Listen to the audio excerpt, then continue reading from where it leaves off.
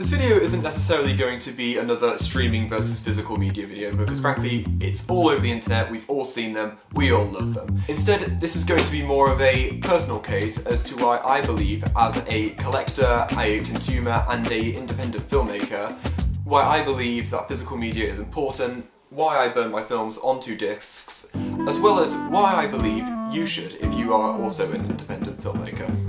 When I was a young lad, if I wanted to engage in any form of media entertainment, it would have to be through a DVD. Because my family didn't actually have Netflix, nor did we actually have a TV license to watch anything like CBeebies, at least not in the latter half of my childhood. So already DVDs have a special place in my heart because as a child, if I wanted to watch something, it meant I had to go over to my DVD shelf, pick out and then go through the ritual of taking the disc out of the case, loading it into the disc player and pressing play.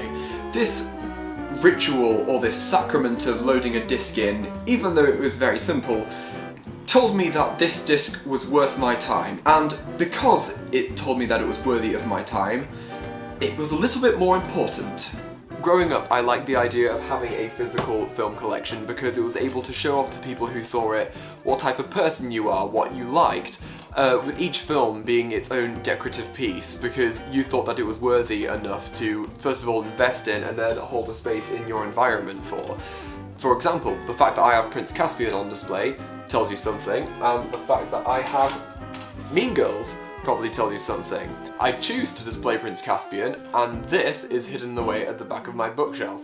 But the fact that I own this, that leads us to now. Is media received in the same way? No.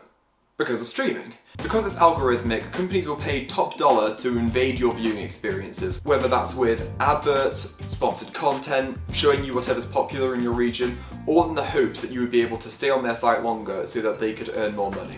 In fact, to prove this point, I'm going to turn on my projector. It's currently set to my Amazon Fire TV stick. Let's see how long it takes for an advertisement to pop up. Okay, turn the projector on.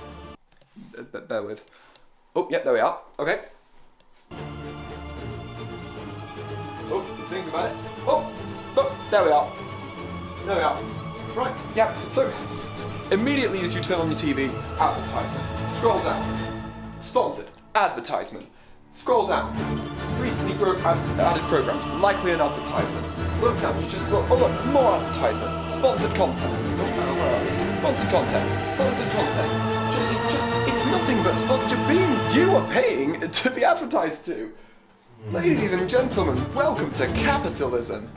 If you're an indie filmmaker and you've just finished a short film, you have to go through this whole process of deciding where it's going to go afterwards. Are you going to enter it into film festivals, or maybe upload it to YouTube and Vimeo? Maybe you can even get an agency to put it on Amazon Prime for you.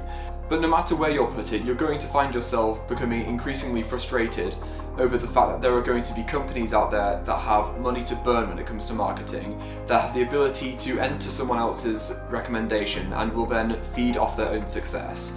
This then ultimately leaves a lot of filmmakers to just quit at this process because it's so frustrating when you're up against billion-dollar corporations.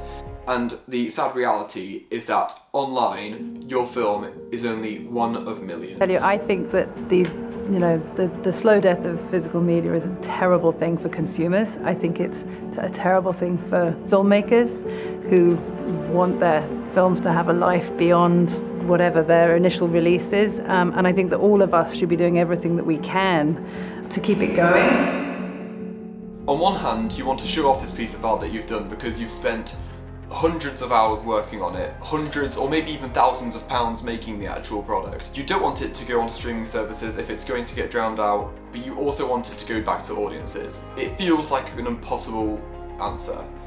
But this is oddly where physical media comes back in.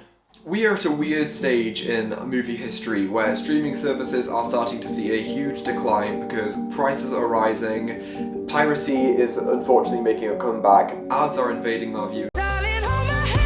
Nothing beats a Jet2 holiday. And the average person nowadays is paying more for streaming services and more for entertainment than we ever had before. And that's not even including things like Spotify and Apple Music. That is just on films.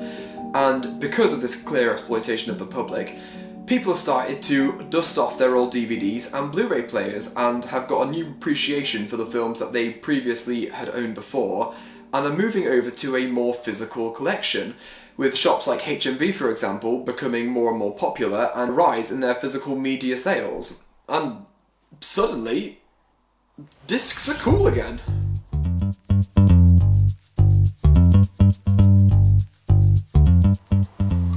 Physical media has always had a sort of prestigious role when it comes to collecting movies, because people have thought that it was valuable enough for them to invest their money in and to get a little piece of film history with them.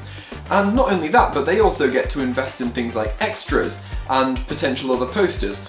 A perfect example of this is the Criterion Collection. This isn't actually a book. This is a disc of Martin Scorsese's The Irishman. However, they put such care and detail into this that they've got their own booklet that has so much information about the films. It's very informative, and people are willing to pay for it not just because of the content, but because of the feeling of prestige that comes with it. This is a prop pipe, I don't actually smoke anymore. Also, can we just take a minute to appreciate this Narnia cover real quick? You've got this absolutely beautiful front, and then you open it, and you've got wardrobe in the spare and you take that out, and you've got Lucy in the wardrobe. That's so cool!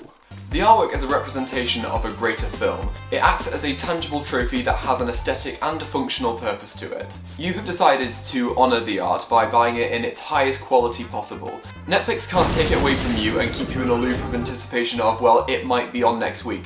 With a disc, it is yours. You have decided to separate it from a pool of films where it previously didn't display the sentimental value that it had to you, and that is why I believe the discs are important.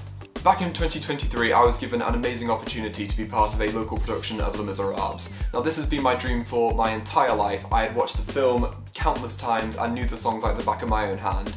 And it was a moment that I really wanted to cherish, and I wanted this entire production to be immortalised in the highest quality that I could, so I could look back on it in the future with very fond memories. So after begging the director, I was able to get my hands on a few pieces of equipment. I was able to film, edit and premiere this film, and eventually get it onto Blu-ray and DVD discs. I made the discs because I wanted this to be considered a physical, tangible trophy of our achievements. I didn't want the files to be hidden away on someone's computer under the name V6 Theatrical Release. It doesn't have the same impact.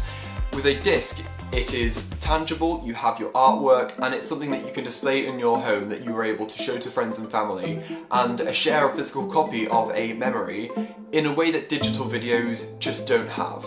I then continued this trend with my next film, La Belle Dame Sans Merci. Even though it was a short film, I wanted to put the extra effort in, so I went all out with the artwork. I made slipcovers, I even made special features that were exclusive to the Blu-ray and to the 4K.